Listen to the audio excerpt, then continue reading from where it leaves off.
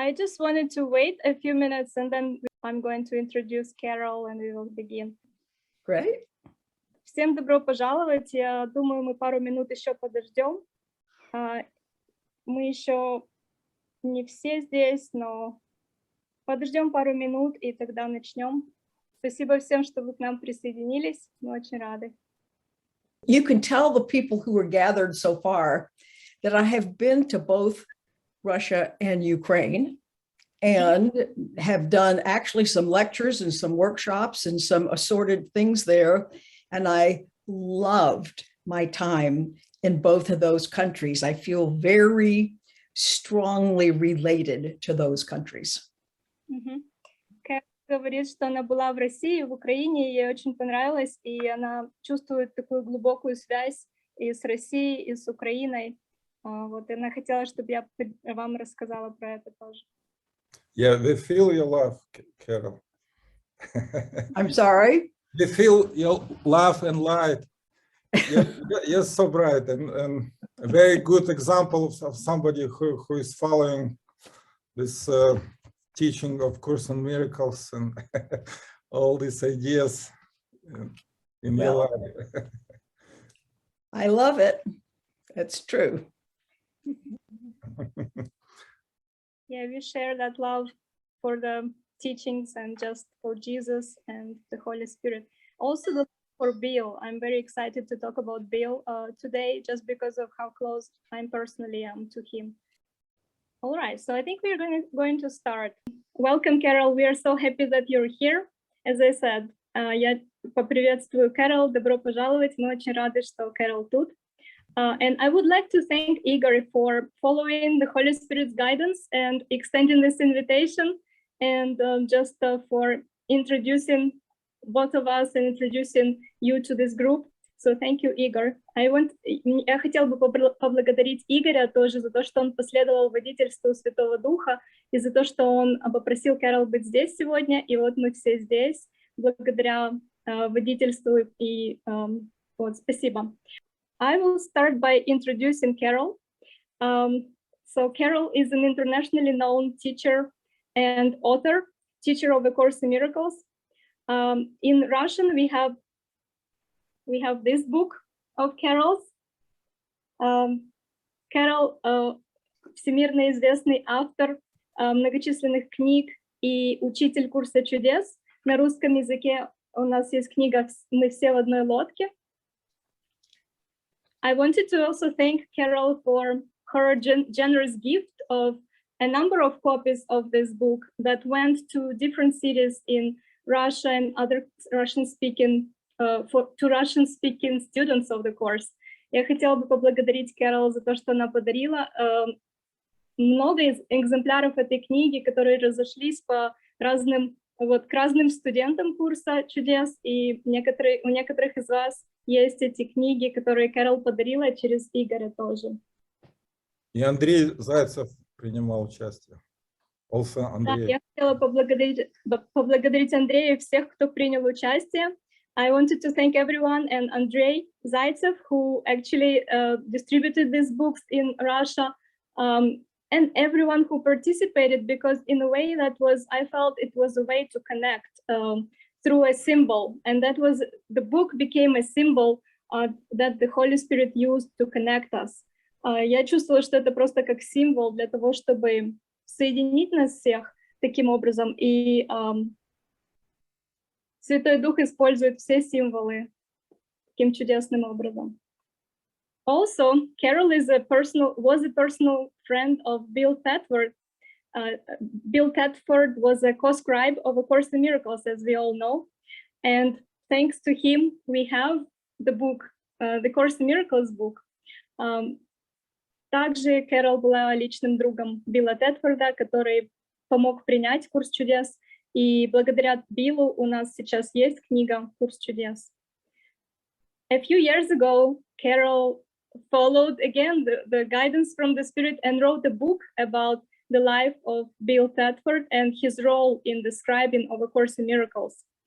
This book doesn't exist in Russian yet, but we hope that it will be one day. The book's name is Never Forget to Love.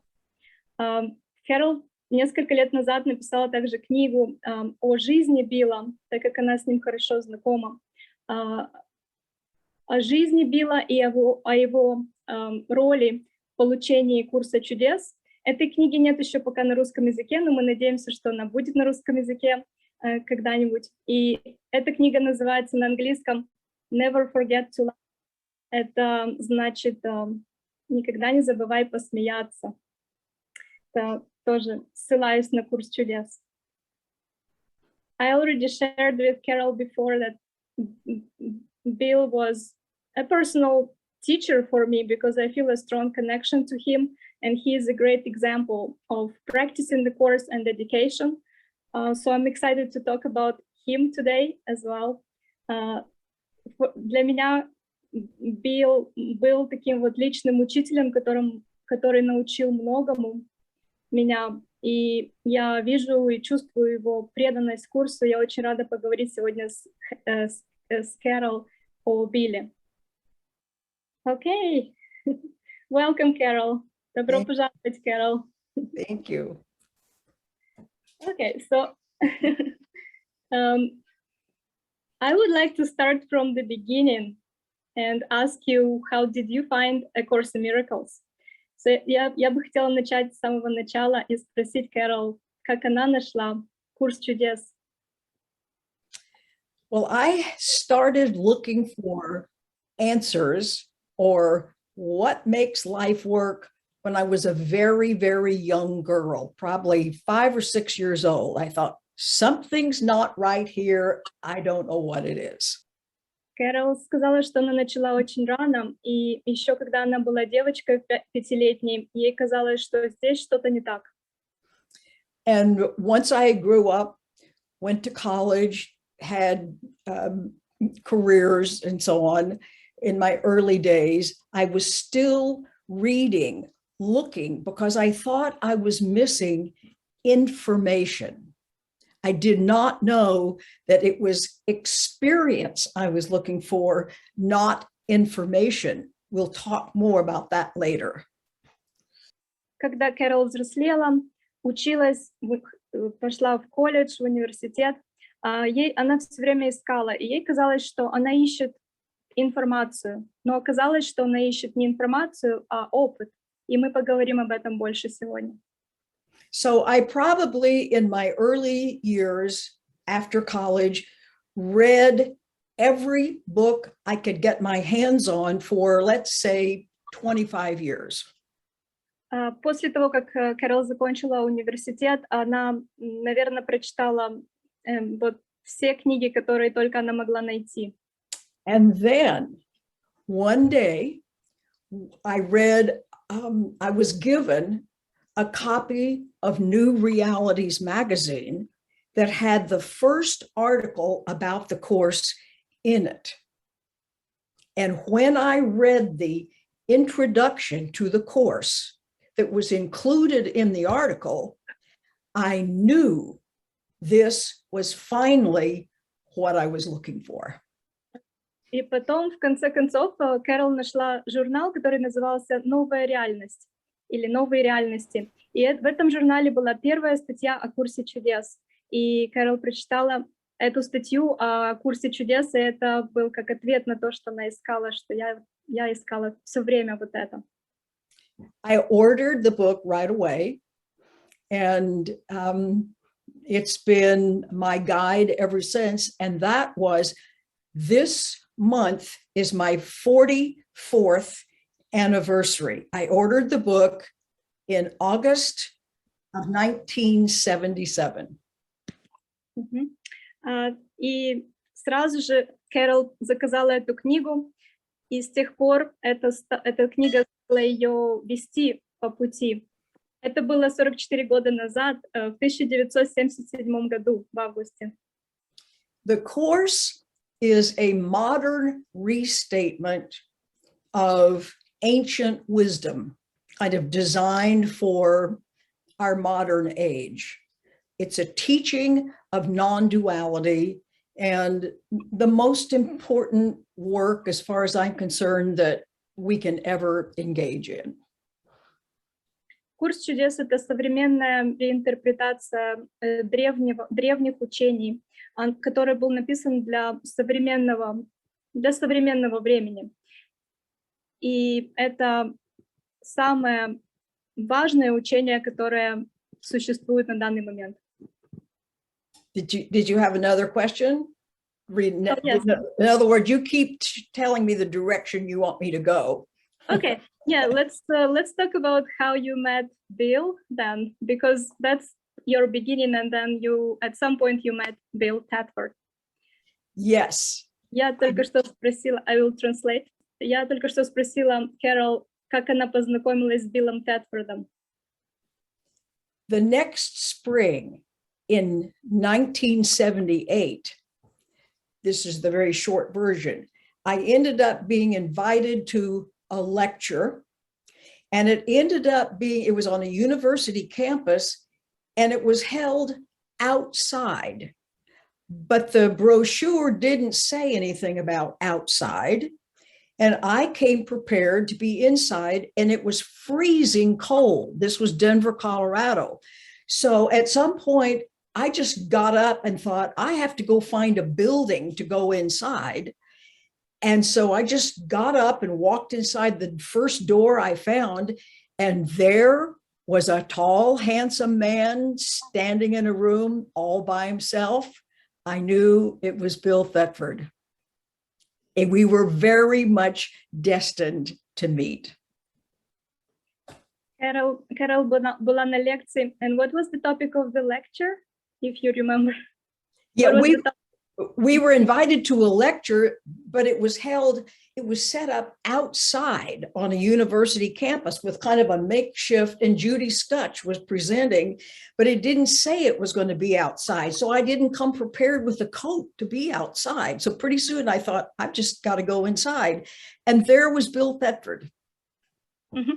Кэрол была на лекции, которая проводилась в университете, но в объявлении не было сказано, что это будет на улице. На улице было очень холодно, это было в Денвере, Колорадо. И Кэрол замерзла и пошла внутрь в здание. И когда она зашла в здание, там стоял Билл Тетфорд. И он выглядел как красивый, высокий, молодой человек. И она сказала, что наша встреча была предопределена. I had never seen a picture of him, but I knew that's who this tall, handsome man was. And I felt a connection with him like I had never felt with anybody before. And so we had about 10 minutes, and then they ended the lecture early, and then everybody else came in this same room. So that was the end of that, but it was not to be the end of the story of Bill and me. Да, Кэрол сразу почувствовала связь с Биллом, сильную связь с этим человеком, высоким и красивым мужчиной. Вот, и потом после этой лекции все зашли вовнутрь, все были в той же самой комнате, но это было начало их знакомства, но не конец. A little bit later, skipping over some things, I ended up being invited by Bill, but again, too much to explore, to come out to California later that year in November. So I flew out, and a very good friend of mine was attending some training out there.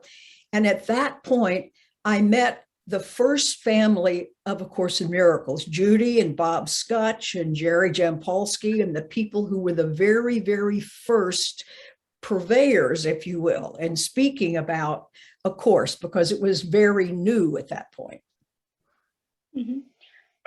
Потом уже намного позже, пропуская некоторые моменты, Билл пригласил Кэрол приехать в гости, и тогда Кэрол познакомилась с первой семьей, которая изучала курс чудес. Это Judy Scutch и Bob Scutch, и Билл, и Кэрол приехала познакомиться с ними. And we started visiting back and forth. He would come to stay with my family in Denver, Colorado. and I would go out and visit him. Bill was a gay man, so my husband was not alarmed by this. So in any event, I had a chance to be in his environment and he would be in mine. And we just became very good friends. And that went on for about the first 3 years of his getting settled in his California life, because he had lived in New York for many, many years as a professor before they all moved out to San Francisco. And you were visiting Bill in California? Just Yes. Yes, I stayed at his house. And, и дальше потом эта дружба продолжалась и стала довольно близкой, когда Кэрол приезжала в Калифорнию и оставалась как бы гостем, была в доме у Билла, и Билл приезжал к ней и с ее семьей оставался вместе. То есть они стали близкими друзьями и ездили друг к другу в гости довольно часто. И Кэрол сказала, что моего мужа это не беспокоило, потому что Билл был геем. And in the early days, so this is now the late 70s, early 80s, Bill and Jerry Jampolsky and I actually did some lecturing together on the course for various campuses of the University of California. They have a number of campuses throughout the state, like 8 or 9 campuses, and we went to 3 or 4 of those and presented a lecture, because the person who was the president or in charge of the University of California was very much interested in the course and thought it was one of the most important documents he'd ever seen. И было много таких случаев, когда их приглашали в университет Калифорнии, и Джерри Джемпольский, Билл и Кэрол делали презентацию о курсе чудес, как лекцию, проводили лекцию, потому что президент университета Калифорнии очень заинтересовался этим. I think the important thing that I would want you to know about Bill, because there are so many stories I could tell you, is how he practiced the course. And here's a little story. When he would come to visit, or when we were someplace together, people would say, "Okay, Bill, now that you're retired, what are you doing?" He had retired early as a professor from Columbia University, and he would say, "I'm practicing forgiveness." And they would like stare at him, or they would go kind of like, "Okay, but what are you doing?" In other words, and he would say, "I'm practicing forgiveness." That was his mission, and he took it seriously. Кэрол сказала, самое важное, наверное, что я бы хотела сегодня рассказать про Билла, это то, как он практиковал курс чудес. И одна история, которая иллюстрирует это когда он вышел на пенсию раньше из университета Колумбии, его люди спрашивали, чем ты сейчас занимаешься? И он отвечал, я практикую прощение. И тогда люди говорили, ну хорошо, но чем ты занимаешься? Он сказал, это то, чем я занимаюсь, я практикую прощение. Так он отвечал на эти вопросы. It's important to know for all of us who have got our difficulties and challenges that Bill had some very, very big challenges. In his early years, first, an older brother died as an infant, so he never knew that baby. Then came a sister, and then Bill was the third, and he adored this sister. He followed her around for years like a little puppy. And when she was 9 years old and he was 7 years old, she died very suddenly of a little childhood disease that normally is not fatal. And he was devastated. I'll finish later. I mean, I'll tell you more later. I don't want, so you can translate. То есть Билл относился к практике Курса очень серьезно. Но что важно знать, это то, что у Билла были проблемы с самого детства, такие сложности. Например, у него был брат, который умер очень рано, он даже не знал его, он был очень маленьким, когда умер, старший брат. И у него была старшая сестра потом. И старшая сестра, он ее очень обожал и следовал везде за ней, они были очень близки, он ее очень любил. И когда сестре было 9 лет, а ему было 7, сестра умерла от детской болезни, которая очень редко бывает у детей. He was so devastated that a few months later, he became gravely ill. And he's a little 7-year-old boy, had to stay in bed for a year and a half with scarlet fever and a rheumatic heart and so on. And after he finally went back to school, he had to go to a school for crippled children and so on and so forth. His parents were devastated. They had lost 2 children. They were on the verge of losing their 3rd and last child. You can imagine this was a very, very difficult situation. И когда вот после смерти сестры Билл был настолько, это его настолько как бы повлияло на него, что он заболел сам и слег, и год он болел и не ходил в школу, у него была скарлатина, и, ну, в общем, я не знаю, как это правильно перевести, может быть, скарлатина. И это, он не ходил в школу, его родители тоже как бы очень переживали вообще за его здоровье, потому что у них умерло 2 детей, и это был 3-м ребенком, который уже тоже умирал как бы. Вот. И потом, когда он вернулся в школу, он был в школе для специальных детей.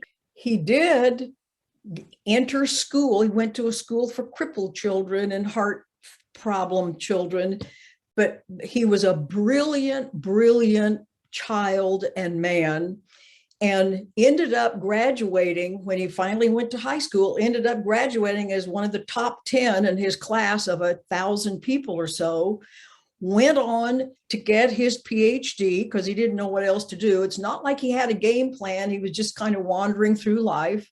His father, he expressed that he came from what he called a lower middle class family. His father's family had been coal miners, and the father had worked up to being like a foreman in the telephone company or something. But so the father was worried to death. Not only had they lost 2 children, but he didn't know how he was going to be able to support this child that needed all sorts of kind of special care. So his whole early upbringing was very challenging. And yet he followed his intuition. He went to this hospital, then he worked with Carl Rogers. In other words, but he didn't have a game plan. He just kind of was following the end of his nose. But the story for us is, it all seemed random. But by the end of his life, you could see that each job he had and each place that he went was an absolutely essential part of his training and of his unlearning and of his having challenges that brought him to exquisite joy by the end of his life. Билл, когда он вернулся в школу, он был в такой школе, там, где для детей, у которых что-то с сердцем, какие-то проблемы с сердцем, проблемы со здоровьем. Но он к концу своей школы, вот когда он закончил школу, он был самым хорошим учеником из большого количества, из 1000 учеников, он там был самым умным, и он потом продолжил обучение, пошел в аспирантуру, и он был из простой семьи, его папа работал в телефонной компании, и он, ну, в общем, его родителям было сложно понять, как такому ребенку, который такой одаренный, и ему нужна была особая помощь, как бы, и поддержка, вот, и так было, как бы, начало его жизни было таким сложным, можно сказать, но он следовал своей интуиции и как бы все время следовал своей интуиции, и каждое место, где он работал, как бы кажется, что это совершенно не связано, но потом видно, что все это было частью одного такого пути его. Just like Bill was led in what seemed like random fashion from one job and situation to another, it was not random, and our lives are the same way. We're being led. The way he got involved with the Course in Miracles was someone suggested that the head of the medical department at Columbia University was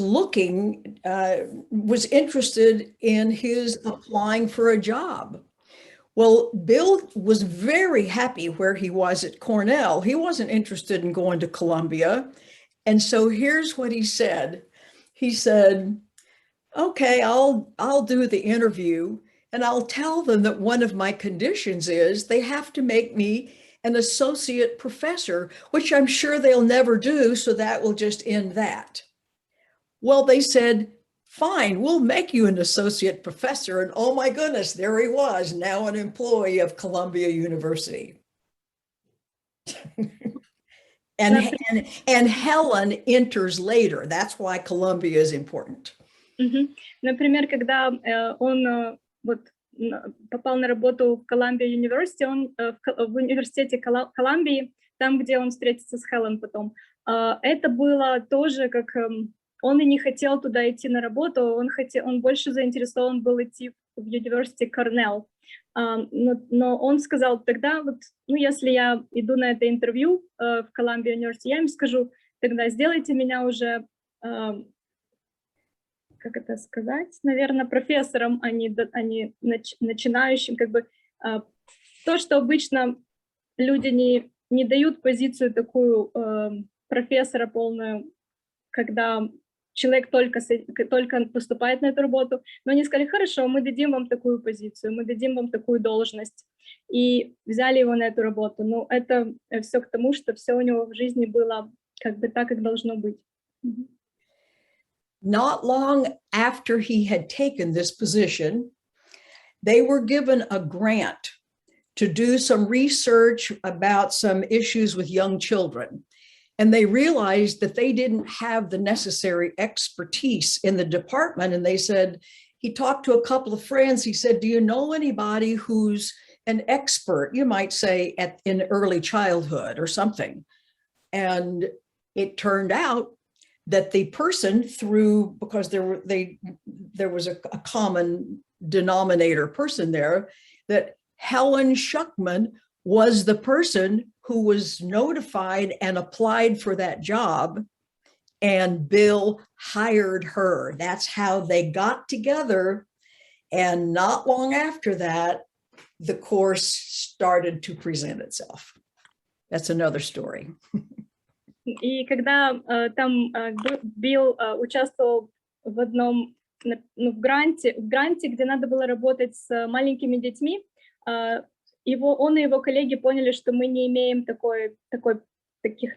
таких знаний, нам нужен кто-то, кто специализируется в работе с маленькими детьми. И им нужен был такой человек, и они увидели, что Хелен Шакман подалась на эту работу, и таким образом Хелен присоединилась, и вскоре они начнут получать курс чудес. And they had a terrible relationship. It was like they admired one another very much.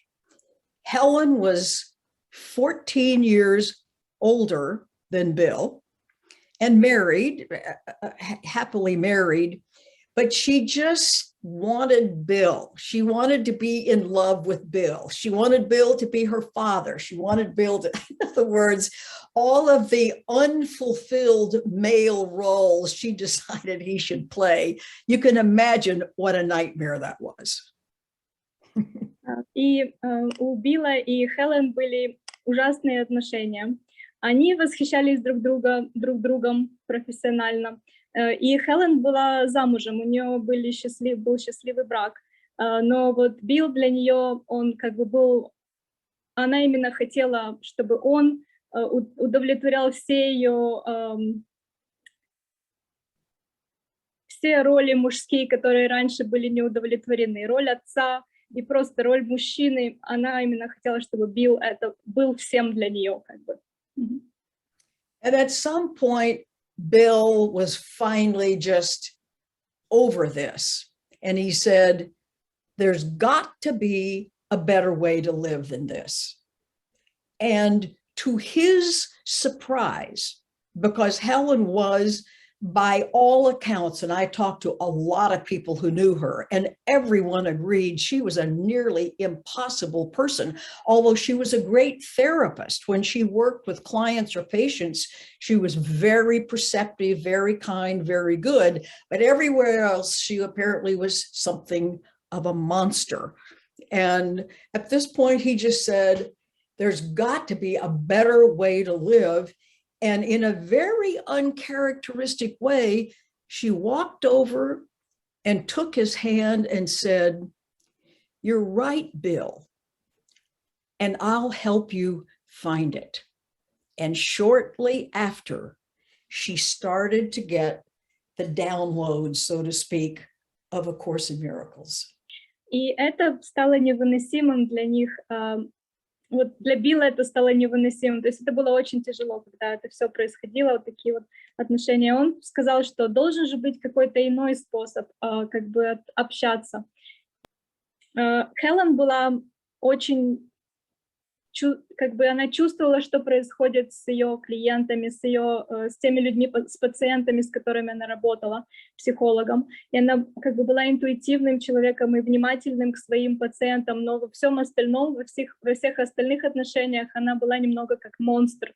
С ней было невыносимо общаться и очень тяжело общаться. И вот Билл с таким вот желанием сказал ей, что есть же какой-то иной способ. И тогда как бы необычно для нее, Хелен взяла его за руку и сказала, да, и я помогу тебе найти этот путь. И это начало этот. And Helen, during the summer, before in 1965, before the transmissions began, she started having waking dreams and kind of intuitive things. And finally, on an October evening, she hears this voice, the way she described it, that said, please take notes. This is A Course in Miracles. And she naturally freaked out. She freaked out a lot. And she called Bill and said, this voice just arrived and said, this is A Course in Miracles. Please take notes. What am I going to do? And he said, take notes. And if it's crazy, she said, but what if it's crazy? What if the grammar's right? She was a very big grammarian. If there are going to be any commas that were wrong, she was going to throw it out. So he said, take notes, don't read it, bring it in to me in the morning, and we'll look at it together. And if it's crazy, if it's stupid, we'll throw it out and no one will ever know what happened. No worries. So she got the introduction to the text, and they were both just blown away when they looked at the infinite wisdom that's even in that first introduction to the text. And that began 11 long years of getting the information. And every day she would go in with her notes, and she knew she had to do this, but she was very frightened of the message. And as Bill was typing what she would read to him, sometimes she would cry, sometimes she would cough, sometimes she would be unable to speak because she was so frightened of the implications of this material she was getting. Can you imagine a situation like that?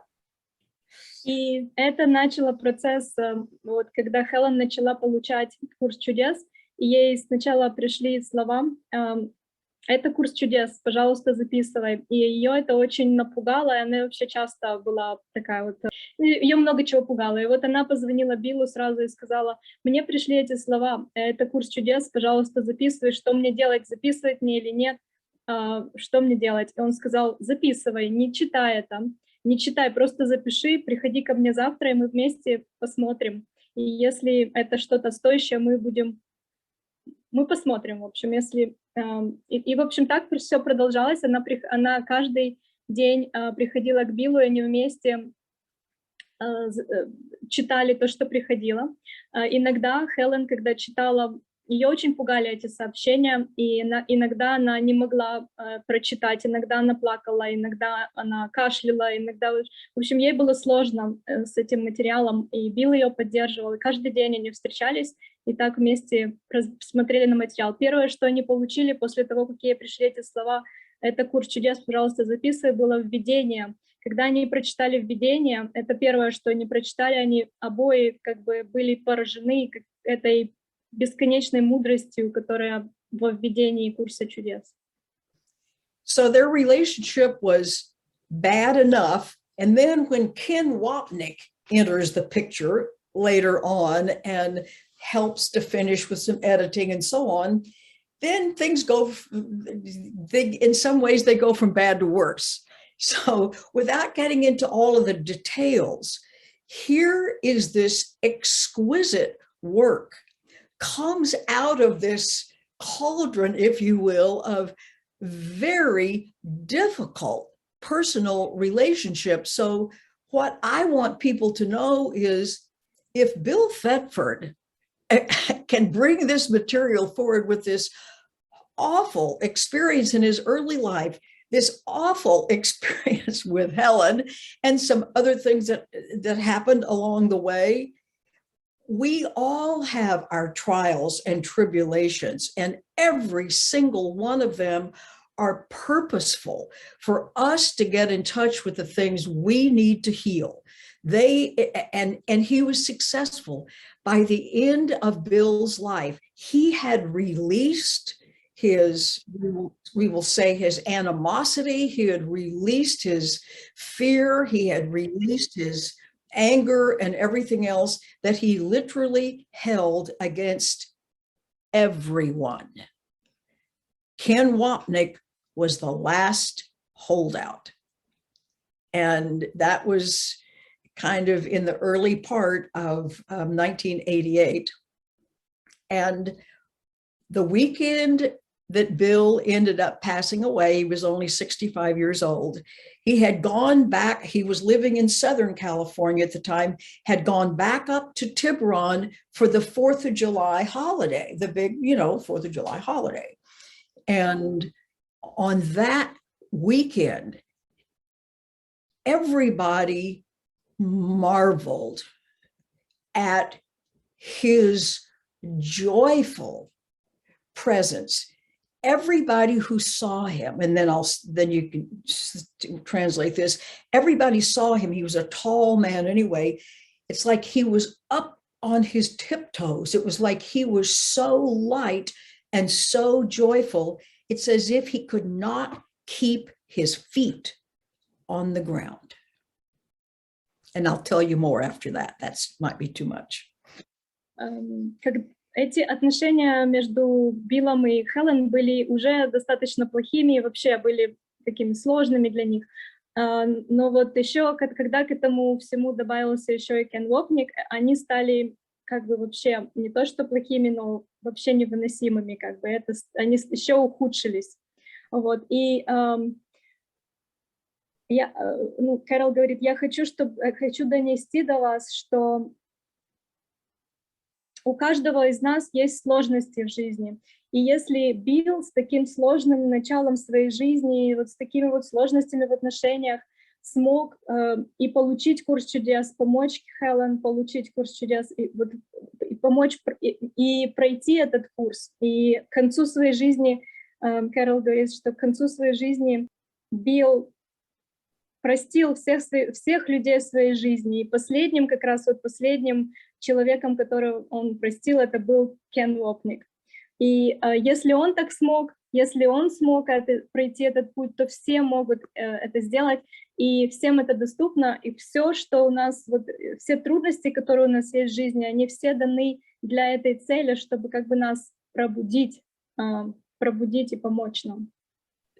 When Jerry Jampolsky had picked him up at the airport on July 3rd, And when they got to Judy Scotch in Whitson's house, where he was spending the night, he was literally up on his tiptoes, and everybody said, we've known Bill with a fabulous sense of humor and so on, but this was like something they had never witnessed before in him or anyone else. He was just indescribably joyful. And he kept saying, I'm so free. I'm so free. And you know what he was free of?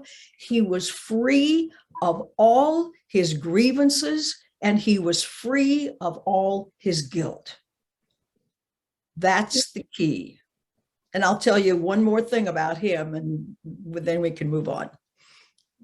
И в 1988 году, это был последний вот раз, когда люди увидели Билла, он был наполнен вот этим легкостью, он как парил, и люди видели, как будто бы он даже не касается, они так смотрели, никогда, они все сказали, что мы никогда не видели такого, вот такого уровня радости, такого возвышенного состояния в ком-то, когда казалось даже, что он вообще ходит и не касается земли, вот, и его переполняет какая-то неземная радость. Это был последний день, когда он, вот перед тем, как он умер, ему было всего 65, вот, но вот он в тот день говорил, я закончил все, то есть я простил всех людей в своей жизни.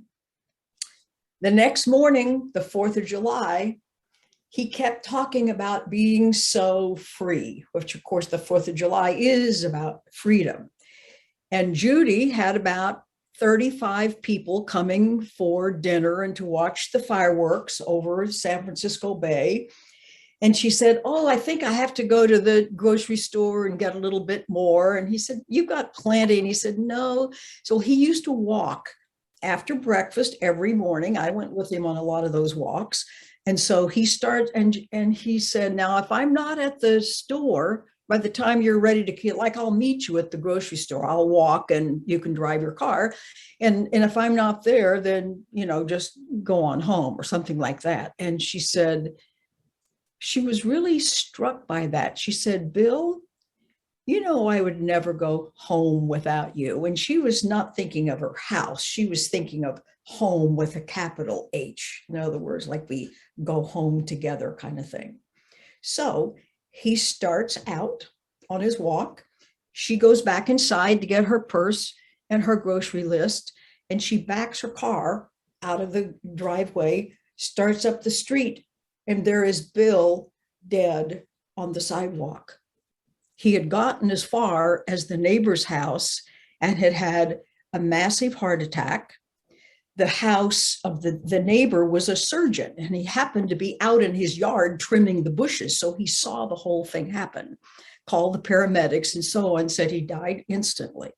And everybody, of course, was just in shock, but everybody also knew he was done. Now, this does not imply that when we get to be happy and joyful, we're going to die the next day. That is not what that means. But that was his dramatic departure. And everybody said he did it.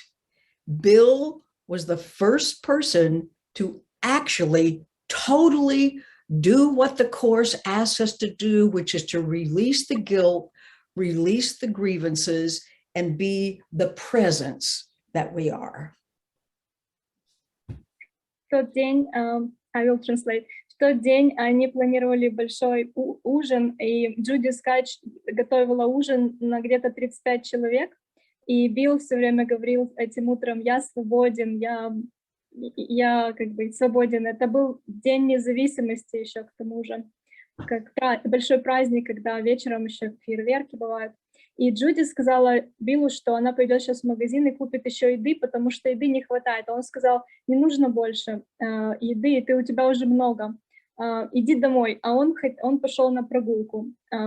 Он часто гулял утром, и он пошел на свою обычную прогулку утром. И Кэрол говорит, я часто с ним гуляла так по утрам вот на этой прогулке. И он пошел и сказал Джуди: иди домой. А она ему ответила просто такой фразой: я не пойду домой без тебя. Как бы я не пойду домой без тебя, ну, такая символичная фраза, имея в виду дом с большой буквы. Вот. И он пошел на прогулку, и с этой прогулки он уже не вернулся, как бы у него, ну, в общем, она его потом вышла на улицу и увидела, что Билл там лежит, у него было сердце, ну, официальная причина была сердце, или разрыв сердца, или что-то в таком роде. Вот. И в этот день все люди которые пришли на вечеринку, этот вечер не отменили.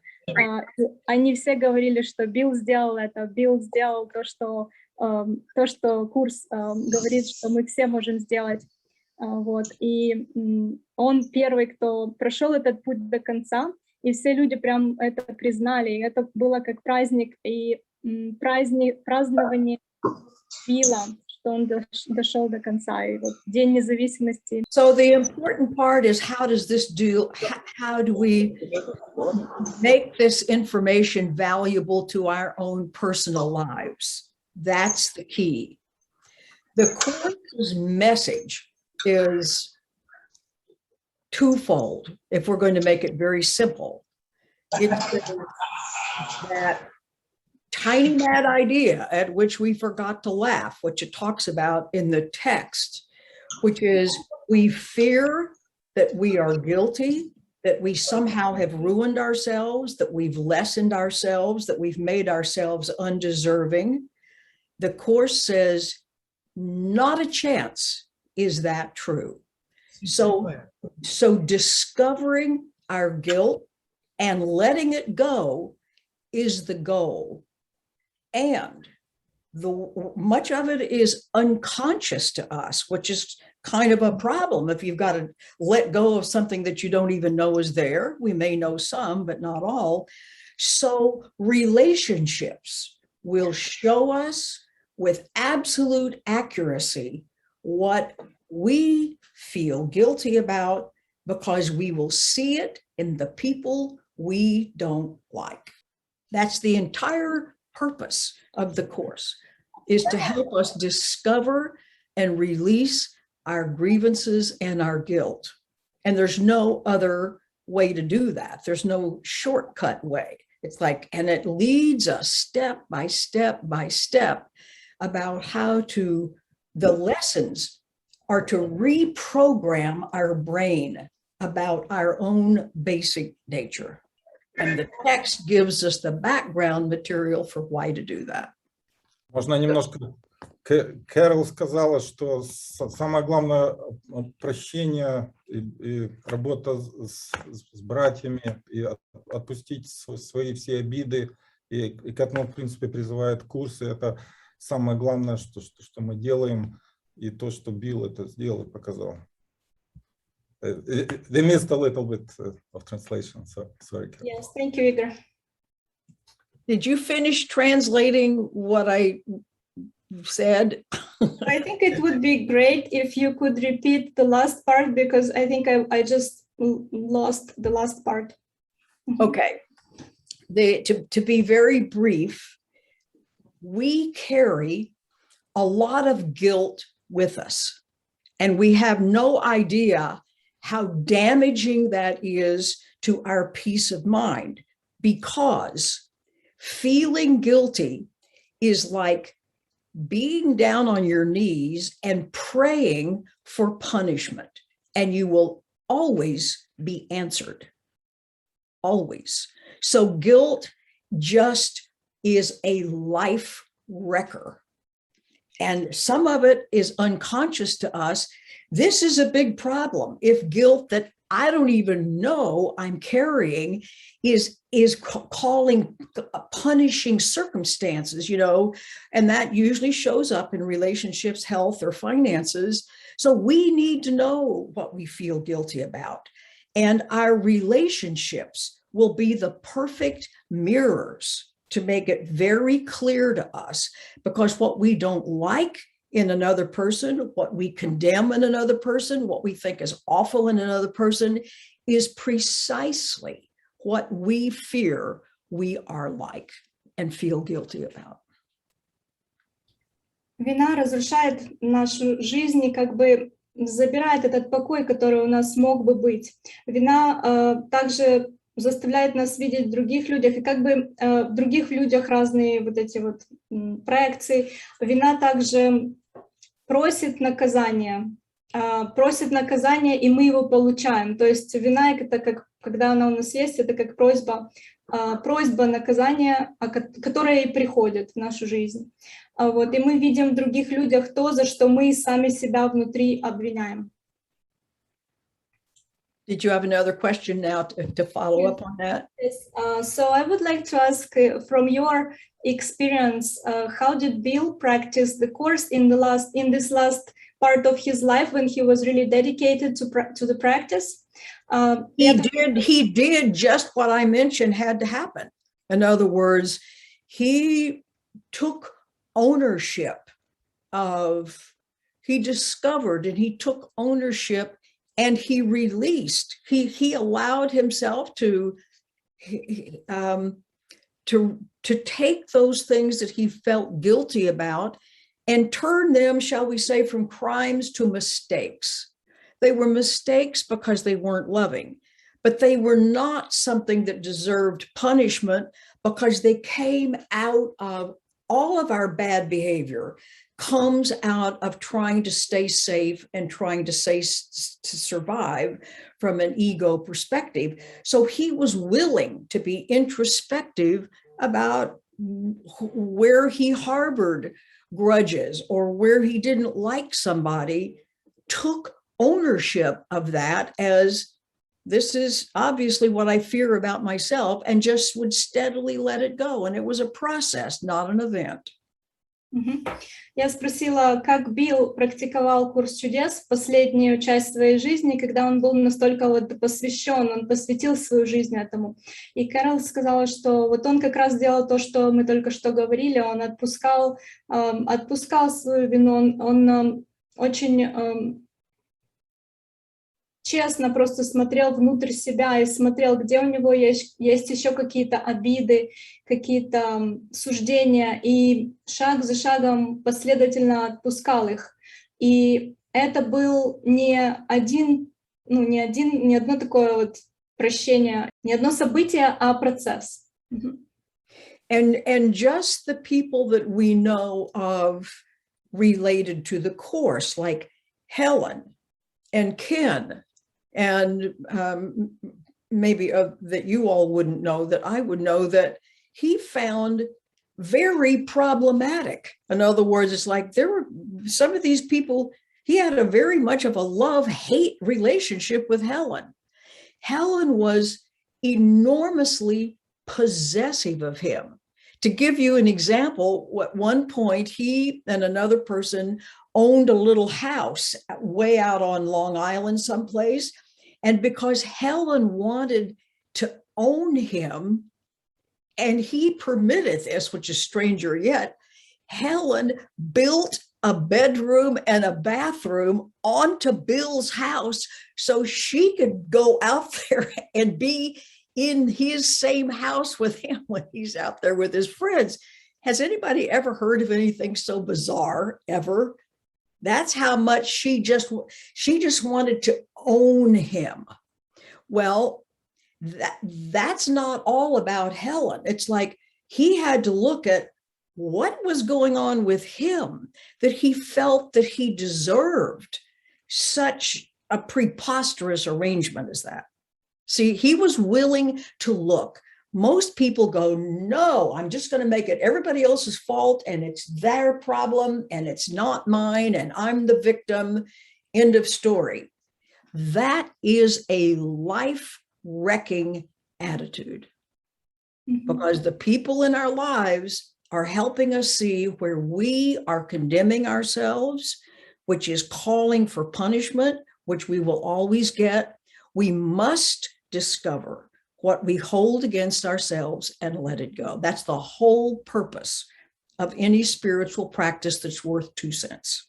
вот Хелен и Билл, у них были эти вот сложные отношения, и один из примеров, который привела Кэрол только что, это как то, что Хелен во всем хотела вот как бы овладеть Биллом и иметь контроль просто иметь контроль над его жизнью полностью.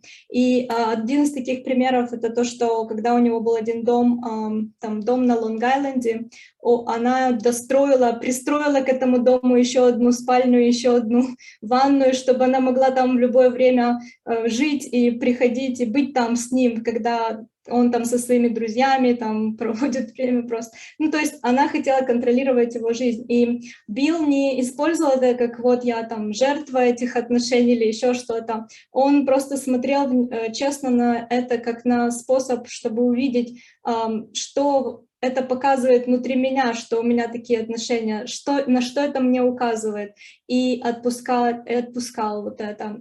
То есть так Кэрол сказала, что и также и мы можем смотреть, за что мы себя осуждаем, как это проявляется в наших отношениях с разными людьми, и чтобы мы могли использовать это для того, чтобы отпустить вот эти вот осуждения. Иначе эти осуждения проявляются как наказание. Вот, как бы проявляются, как мы сами себя и наказываем. И тогда мы принимаем роль жертвы, и мы теряем покой и выходим из состояния покоя и так далее. Это нам как бы мешает. И вот любая практика, которая чего-то стоит, как сказала Кэрол, любая практика, которая чего-то стоит, это такая практика, которая освобождает нас от вот этих суждений, от осуждения самих себя. И это мы видим в других людях, но главное, что мы внутри себя осуждаем себя за это. Right until the very end of his life, Bill always asked for help. People say, well, did he meditate? Did he pray? Well, yes, his prayer was help. And the long version of his prayer was, help me do this, which was to discover and keep taking ownership of the experiences in his world. Because remember, the teaching of the Course is the world of time and space is the ego's self-portrait. It's a mirror. It's giving us detailed information about the state of our own mind. In other words, what's going on internally is reflected in exact measure in the circumstances of our outer life. So it says over and over and over again, and so do all teachings of non-duality, the world has no causative properties. It's merely an effect. Like the reflection in your mirror is a reflect. The mirror image doesn't decide what dress to put on. It just shows you what you've chosen. Люди часто спрашивают о том, молился ли Билл или медитировал он. Да, он использовал молитву очень простую: «Помоги мне, помоги мне». Или более длинная версия этой молитвы «Помоги мне сделать это, помоги мне сделать это». То, что нужно сделать. Вот. И Кэрол говорит о том, что это вот каждый раз, каждую минуту этот мир — это просто отражение того, что у нас внутри. И мир вот так изнутри мы видим его снаружи. Это следствие, а причина у нас внутри. And if we make the statement, which the Course does, that all the details in our lives are mirroring something inside, that certainly includes the people in our lives. And that certainly includes the behavior of the people in our lives. And so the people that we have decided are the enemies, they're the other, they're the problem people, they're the ones that are causing everything. It's like, no, they're standing there like messengers. They don't know this necessarily, but they're standing there like messengers, giving us this valuable information about how we are condemning ourselves. And only we can stop. And when we stop, guess what? the mirroring stops as well. In other words, we determine how other people treat us because they're simply mirroring how I'm treating myself. The most valuable information you can ever hear. Весь мир отражает нам как зеркало то, как мы относимся к самим себе. И эти люди, которых мы, может, считаем, что они нас выводят из покоя, они нам доставляют какие-то неприятности, это на самом деле не так. Они там просто как посланники стоят, но они могут не знать об этом. Как посланники, которые показывают нам, вот что там у тебя внутри, что ты... вот что у тебя внутри, они как показывают нам, посмотри на это. И когда мы на это смотрим, мы можем это отпустить. И это очень ценно. And so if we can shift our attitude and begin to realize the people that we find troublesome, whether they're in our lives, whether they're public figures, it doesn't matter who they are, if we can see that this is valuable information for my healing, this is never an accident. It's never random. And the people in our families, the people that we are closest to necessarily, shall we say we all agreed to do this, to keep it simple. And it's up to us to see that we're in charge of our own change of mind. And my inner change of mind is going to make my so-called outer world out here ever so much better, not by trying to fix it out here, but by fixing it in here, where only I have access. Only I can change my mind about myself. And that's what the lessons are for. The lessons of A Course in Miracles are not for you to learn information. Весь мир, он как зеркало, и каждый человек для нас ценен. Это очень ценная информация, которую мы видим через каждого человека в нашей жизни. Это как бы как то, что мы не можем по-другому увидеть. Ну и эта ценная информация для нас выражается с нашими близкими людьми, то есть каждый наш близкий человек, он нам показывает это и отражает то, что у нас внутри. Это на самом деле вот так вот мы и можем практиковать, смотреть на то, что у нас, какие у нас отношения с каждым человеком в своей жизни. Вот в самых близких отношениях это лучше всего видно. И мы можем так использовать это и видеть это, что это то, за что я себя осуждаю, или что мне нужно в себе отпустить. И так вот эта практика работает. Would you like any clarification of anything so far? Because we can now do that. We can take any little piece and expand on it, and that would be fine to do. Кэрол сказала, если есть какие-то вопросы, мы можем сейчас прояснить, а если есть какие-то непонятные моменты, мы можем погрузиться туда глубже. Carol, I just said that if there are any questions, we can go deeper into any part. Absolutely, absolutely. Yes. Please ask questions. I mean, there's no question I haven't heard by this time. I think I wanted to ask a question about maybe about your personal relationships and how they transformed the relationship with your children maybe, or with your spouse, or how did that affect your relationships? Я только что спросила, как практика курса повлияла на отношения, личные отношения в жизни Кэрол, может быть, с ее детьми или с ее супругом. I have two boys whom I utterly adore, and their lives are wonderful and magical. It helps to grow up in A Course in Miracles household.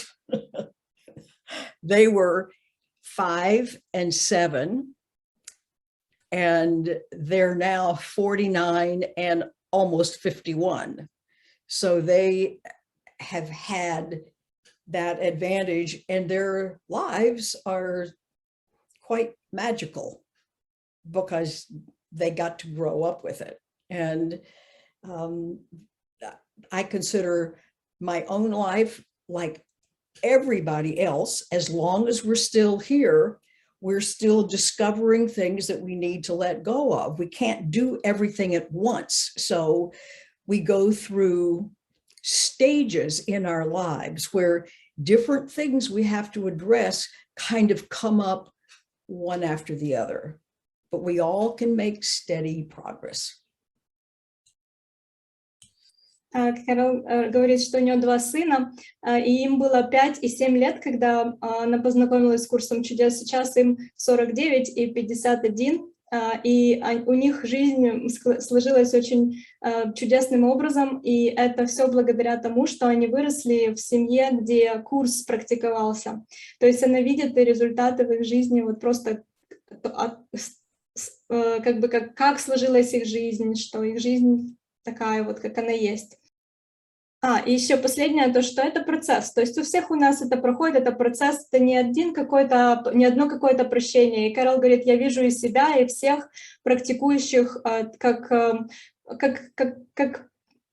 в процессе. Это не то, чтобы мы делаем это один раз и прощаем один раз. Это такой продолжающийся процесс, где мы все время замечаем то, что нам еще нужно отпустить, и отпускаем. I think one of the greatest treasures of my life right now is that I spend all my life dealing with this material and counseling people and writing stuff and creating videos, so that like a vast percentage of my waking life is focusing on this. So it's a great reminder so that if something seems to go wrong, I can just skip over the why would anybody do that and immediately take responsibility for this is something going on with me. It just shortens the releasing process. Кэрол сказала, что ей очень помогает вот практика курса и то, что она все время занимается созданием новых материалов, новых программ по курсу чудес. Это ей помогает, вот напоминает ей, что это не кто-то делает что-то, не кто-то сделал что-то, а это что-то внутри меня, что я могу отпустить. We have a few questions, maybe. Okay. Arkady is saying, how does Kэрol applies the course to political events and climate change or climate disasters, climate-related events? Well, what I do is see, okay, it's, I watch the news and stay up with things just like everybody else, but I don't feel, it doesn't push buttons in me. I don't feel unsafe. I don't feel attacked by this, because I'm so aware that everybody's outer experience of life is specific to them. In other words, we've all grown up believing there's one objective world, and non-duality teachings would say there's not one objective world. There are as many worlds as there are people creating the world they live in. And so I am mindful of people doing and being ways that they may be hateful, they may be uninformed, they may be wise, they may be whatever, but I don't let that get to decide how I feel. And it has nothing to do with whether I feel safe or not. I'm going to feel safe when I'm in my right mind, which I strive to be in as much as possible. Thank you. Кэрол сказала, что я просто смотрю, это происходит, что происходит в мире, то есть я вижу это, но это не делает меня, это не заставляет меня чувствовать себя в небезопасности. Я чувствую себя в безопасности, как вот она в конце сказала, когда я в своем здравом мышлении, и я пытаюсь быть в здравом мышлении все время. И также Кэрол сказала, что люди, вот она видит, что все действуют так, как они могут, исходя из своей картины мира. У каждого свой мир как бы есть, который разворачивается изнутри, из этого человека. Как бы. И то, что происходит с другими людьми, не должно влиять на меня и на мое внутреннее состояние. Вот, и оно не влияет, то есть это мой выбор оставаться в покое. Это наш выбор. We have one more question. Alrighty. Ilya is asking, could Kэрol talk a little bit about her transformation from engineer or programmer into psychotherapist and trainer? It can be, he says that can be really amazing from the point of view of regular world thinking, like how we usually think in the world. That seems to be very dramatic shift. In other words, like, how did I start out as a math teacher and end up doing what I'm doing now? Is that the question? Okay. I was a math major in school. I taught advanced math in high school for 3 years. I then went on to work as a systems engineer with IBM, and I was just led into those jobs. I had no idea I was going to have them, but it's too long a story as to how I got led, so to speak. But all the time I was having those jobs, I was always interested in this material. And I would be talking to, for instance, at IBM, I had a lot of friends there who kind of wanted to know what I knew about and so on. So in the background of those other careers, I'm busy reading, trying to find out these answers, so that when I stopped working at IBM, because I then had 2 children, I was pregnant and then had a miscarriage or 2, and then my 2 kids. And when I was at home and the course came into my life, and before that, I was reading. It's like I knew there was something missing that I didn't yet know, and I was not going to stop until I found it. And so it's always been an interest. It was an interest of my family. I grew up in a metaphysically friendly family, so I had great information around me. I was just born into this. Was my real passion. Yes, thank you for sharing this with us. And I think many would relate. Like, I'm a professor at the university, I'm teaching economics, but I was always interested in spirituality like you from an early age. Кэрол сказала, что она переспросила, это как я стала от того, как я была преподавателем математики в школе, в старших классах, до того, как я стала заниматься тем, что я занимаюсь сейчас. И она говорит, что когда я была учителем математики, она была учителем математики 3 года в старших классах, и потом она стала работать в IBM, вот то, что сказал Илья, и программистом в IBM. И все это время, когда она была на этих разных работах, она все время читала и изучала, ее все время интересовал курс чудес и вот эта тема вообще. И то есть это было как параллельный такой интерес, и это было естественным образом, у нее с самого детства был этот интерес к таким темам. И просто, естественно, это всегда ее интересовало, и всегда параллельно было там. То есть это не было таким огромным изменением каким-то в ее жизни. It's helpful to have had a lot of experience in the very early days of computers about debugging programs, finding the logic errors, changing the logic so that you get a different outcome, because that's exactly what the lessons are for. We are programmed from an early age, not deliberately, it's just the way the maturation process works, to believe things about ourselves that aren't true, like we're not deserving, or we're maybe not as good as other people, or we can't do this right, or I don't have a right to ask for what I want. None of those are true. That's all programming. And that kind of programming results in a much less than desirable life. Because remember, my outer life is a function of my programming. You can say that, and then I'll complete the rest of that's what I need to say about that. Вот проверка кодов или нахождение ошибок в кодах имеет очень много общего с тем, что мы делаем, когда мы смотрим на ошибки в своем мышлении. Это очень хороший символ, который был полезен для Кэрол. И так вот мы смотрим на свою жизнь, смотрим на свое мышление, что где мы еще, где у нас еще ошибки, где я вижу, что я недостойна, что я вот какой-то маленький такой недостойный человек. И вот эти вот ошибки мы исправляем и отдаем на прощение, прощаем. It does not take very many seconds of focusing on an idea to grow new neural networks in your brain, speaking at the time and space level.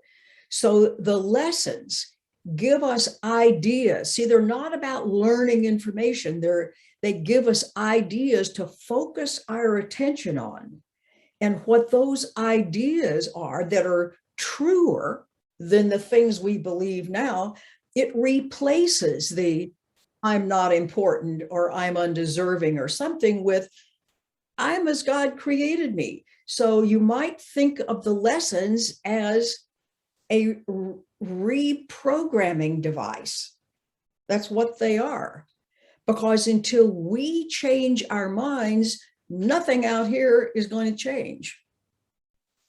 Мы можем смотреть на уроки Курса чудес как на такое репрограммирование своего, перепрограммирование своего мышления, своего разума. И таким образом, вот, видите это. И дальше я что-то потеряла, что-то нить перевода, может быть. Игорь, подскажешь?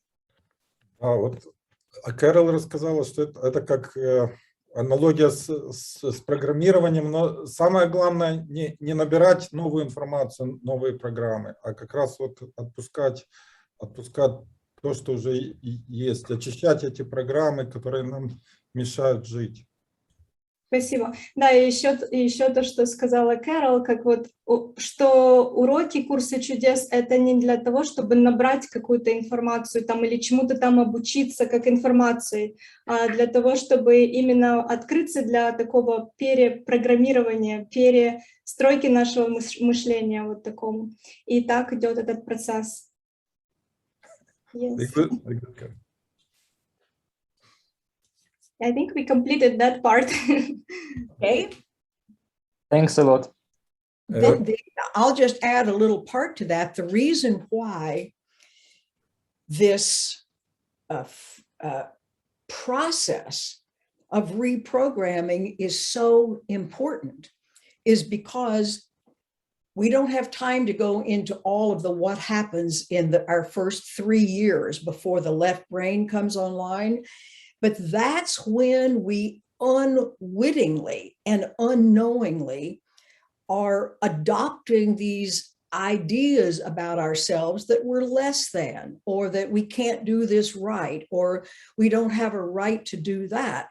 So that by the time we start to build an ego, all of that stuff gets built in. And because it's been there from the beginning of our lives, we don't know those are beliefs. We think they're the truth about us. Therein lies the problem that must be corrected, because what we believe about us is showing up as our world. We don't want beliefs that I'm not important and I can't do things right and nobody loves me to be the blueprint for my outer life and relationships. Hopefully that's obvious. Yes. Когда мы приходим в этот мир, эти все идеи вот о том, что ты не важен, тебя никто не любит, ты жертва вообще этого мира, вот отсутствие любви, это все мы учимся этому очень-очень рано. И поэтому, когда мы уже в тот момент, когда формируется эго, это все как бы там уже есть, как в пакете в таком, это уже там существует. И поэтому, когда мы вырастаем, мы даже не знаем, что это наши убеждения. Мы думаем, что это просто так устроен мир, это просто правда такая вот истина, так оно и есть. И мы не хотим, чтобы идея о том, что я недостоин, я не важен вообще, вот, меня не любят, чтобы вот такие идеи руководили нашим миром и проецировались наружу. Мы не хотим этого, поэтому мы занимаемся перепрограммированием нашего мышления. Carol, we have a couple of questions from audience. Ilya is asking, he wants to hear about the most challenging lesson of forgiveness you have had. That I've had? Yes. Okay, most challenging. Well, they're all always about, well, for me anyway, about relationships. And challenging will be when the ego mind, and I'm certainly obviously have gone through this just like everybody else, where we get drawn into a relationship because we think we're going to get something out of it. In other words, like some of those beliefs about being not okay or being undesirable or whatever, it's like, oh, here's a relationship that's going to fix that. In other words, somebody's going to come along and fill in what seems to be missing. And those always backfire enormously. And the learning is always where you have to look directly at, oh, look what I really believe about myself. Look where probably there's one in particular that I guess would go at the top of the list of the worst, because in my family, I grew up with parents who didn't know much about raising kids, and emotional needs were not taken care of. In other words, it was just, they didn't know how to do that. They didn't know that needed to be done. And we weren't supposed to bother anybody. Don't ask for anything. Don't say no. Just be a nice little girl and don't be a problem. Well, as an adult, that's a very crippling program, because then as an adult, you can't directly ask for what you want, so to speak. You have to learn manipulation skills and et cetera, et cetera. So I would say one in particular where I had to face how little I thought of myself, that I was willing to put up with a certain situation for a while. That was a real eye-opener, because this was long, long ago. In other words, this was probably 35 years ago or something like that, where I knew much less than I know now about that. Thank you, Carol. Кэрол говорит, что самые такие трудные уроки связаны с отношениями обычно. Вот с отношениями с людьми в нашей жизни. И когда мы имеем вот эти вот идеи о себе, что я не важна, мои потребности не важны. Это все люди, с которыми у нас отношения, они нам это все отражают. И особенно вот Кэрол говорит, были там один момент, вот одни отношения особенно, которые пришли ей сейчас, это когда то, что связано с тем, что с детства она была из такой семьи, где эмоциональные потребности ребенка не уважались. То есть родители не знали, как воспитывать детей, как это часто бывает. И родители просто хотели, чтобы ты была хорошей девочкой, там, не говорила «нет», не просто была хорошей, удобным ребенком, хорошей девочкой. Вот. Но когда ты вырастаешь с такими идеями, получается, что ты как бы думаешь, что со мной, то есть как бы я не могу выразить то, что мне нужно. И вот, как сказала Кэрол, это привело к тому, что она какое-то время оставалась в такой ситуации, в которой не должна была оставаться, в которой не нужно было оставаться, но потому что она думала, что она не может выразить вот то, что ей, вот то, что чего она достойна, как бы она не знала, чего она достойна. Но это было 35 лет назад, очень давно, и вот, ну, такие выводы она себе сделала из этого. Что это важно, смотреть на это, и на эти свои, на то, во что я верю именно внутри. It was an enormously valuable and important and hurtful, and I lost money. I did some investing in this whole thing, but it was one of the most important things that happened because all of this became apparent. My programming became more apparent to me, so I could make a choice to stop. It was very much a turning point. So the moral of the story is when we go through these difficult things, they're difficult because my stuff is coming up to be healed. So take advantage of it. Is it fun? No. Is it essential? Yes. Да, это было очень ценным, очень важным и также очень трудным в ее жизни, так как она и деньги потеряла, и там, ну, был трудный опыт, вот благодаря, ну, как опыт, который показал ей, во что же я все-таки верю. И вот это вот очень важно, потому что это нам показывает, во что я верю, то, что мне можно сейчас, с чем я могу сейчас, что я могу сейчас отпустить. В этом состоит ценность таких вот трудных моментов в нашей жизни. Thank you, Carol. And last quick 2 questions about, are you continuing with practicing lessons and reading the Course in Miracles now? Are you asking me if I still do that? Yes, are you still doing? Well, there's no way. It becomes, I may not read the book every day, but it becomes a way of life, which is the point. Although I did, because I follow my intuition, I just get hits about things. And I've learned that even if it seems bizarre, because I've created about 130 or 40 video blogs that we have out on our website. I've recorded all of the course lessons with commentary. And 2 days ago, I all of a sudden got this hit that said, record the last chapter of the text, not with any commentary, just read it and use that as a blog, which I will finish sending off to my partner later this afternoon, and it'll go out tomorrow.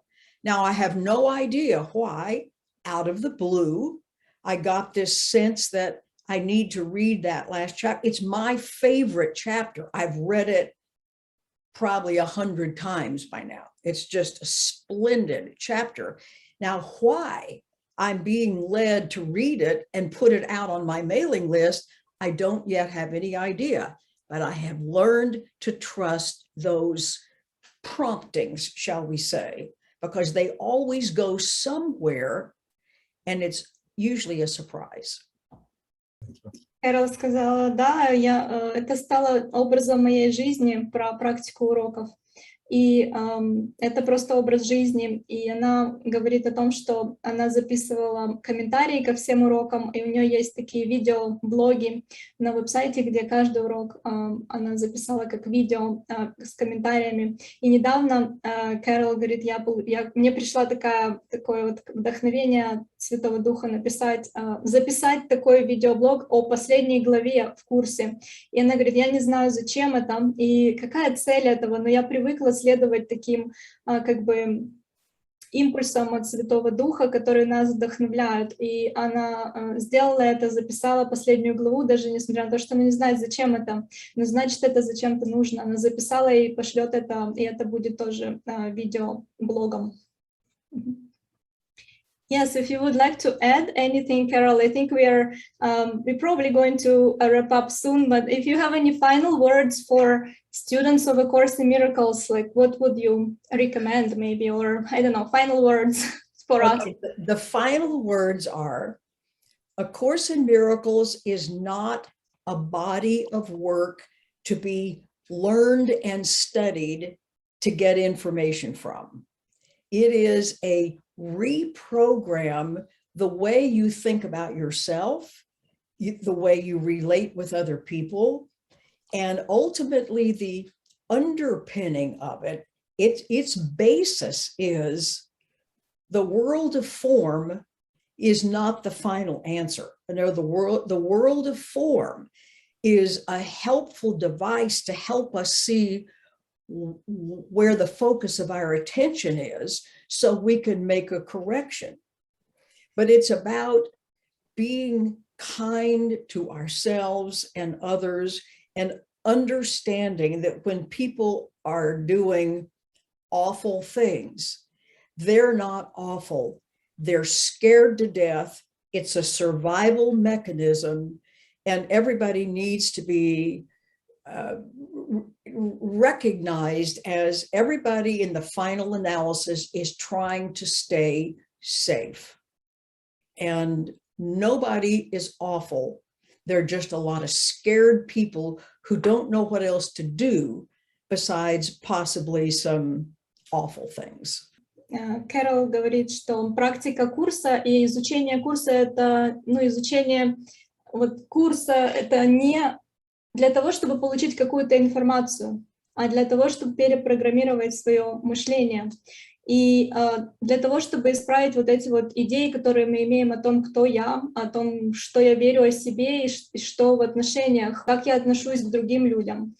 И это то, что мы можем смотреть на других людей также, то есть, что все они они тоже проходят эти уроки, и они могут чувствовать себя в небезопасности, они могут чувствовать себя просто напуганными, они чувствуют, что они борются за выживание здесь. И если мы смотрим друг на друга так, то это мы смотрим такими добрыми глазами, с добротой друг к другу.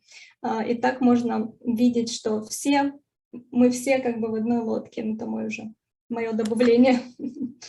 It's be very kind to yourself, very kind to others, and recognize everybody, even if we think the behavior is awful, everybody at that moment is doing the highest and best of which they are capable with the mindset they're dealing with and what they believe.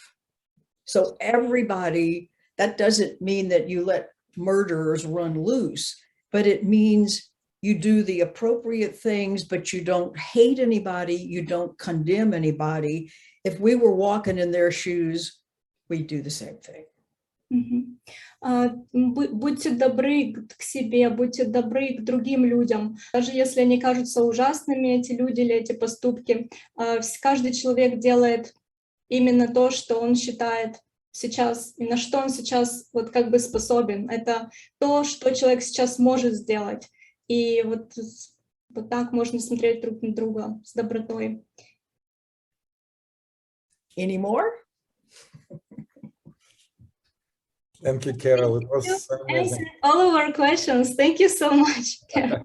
Very, very, very welcome. And if anybody speaks English, come to our website. We've got a vast amount of material that explains things and goes into things more deeply, and our programs and everything. It's like literally that's all we do, is try to make this easier and more comprehensible and more inviting and more useful and so on, because it's just the best thing on the planet for changing your mind and ending up with a much better life experience.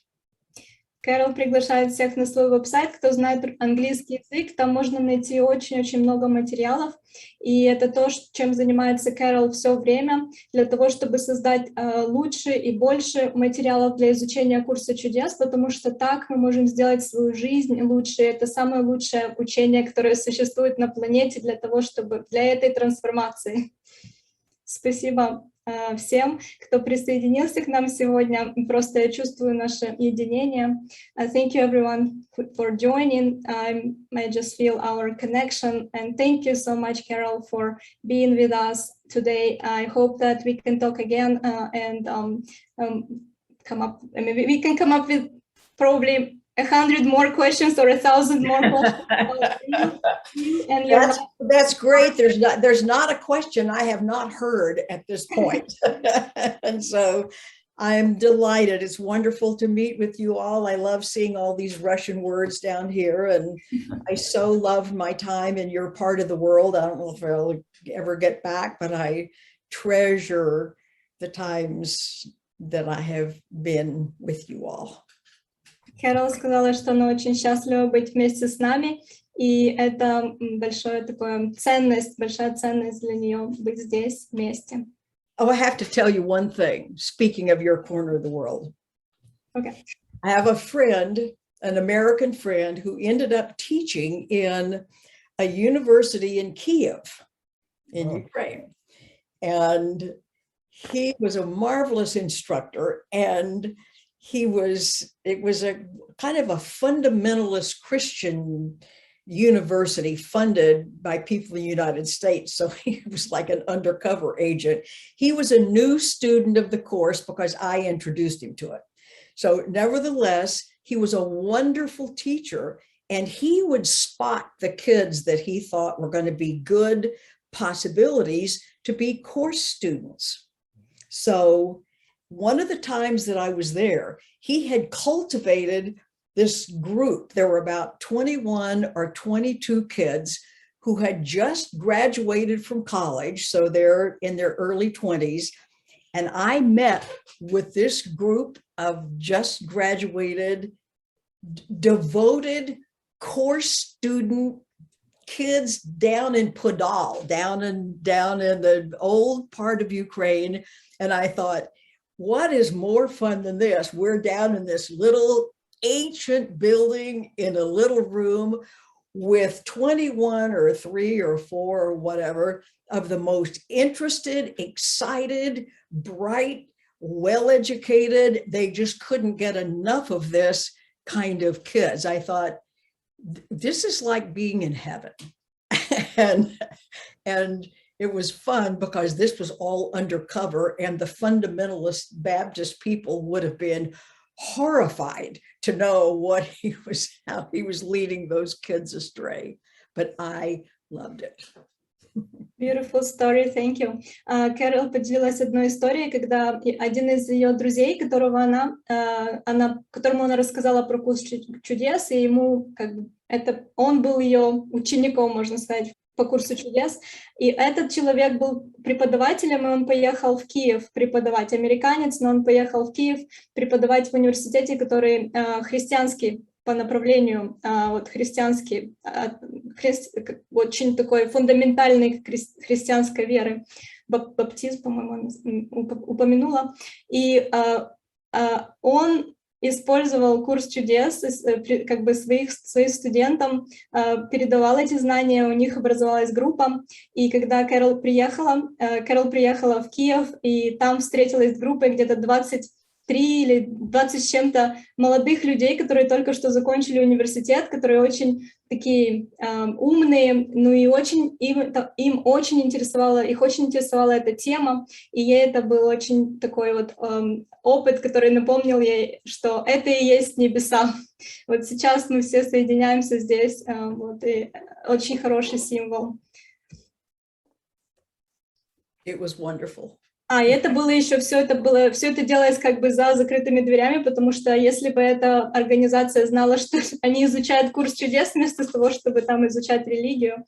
I also added that was like undercover project. Yes. The other undercover, this wasn't undercover, but that I will always treasure, and this will be the end, and how this happened is too complicated I don't even know how it happened, but I ended up doing a Course in Miracles workshop in one of the buildings that was part of a monastery at Lavra in Kiev. And doing a Course in Miracles class on that ancient hillside with all of those beautiful churches was like fabulous. What can I say? I felt like I was very much at home.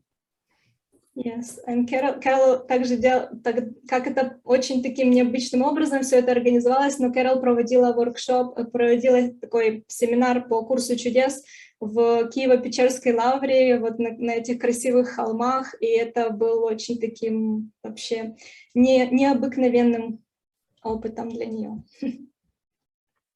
That's great. Well, thank you very kindly. Thank And you. Thank you very much. Thank you, Kэрol. Have a wonderful day. We hope to have other opportunities to connect. lovely to see all of you and sending you every blessing. Okay, bye. Очень прекрасно с вами всеми встретиться. Я вам посылаю благословения. Пока. Большое спасибо.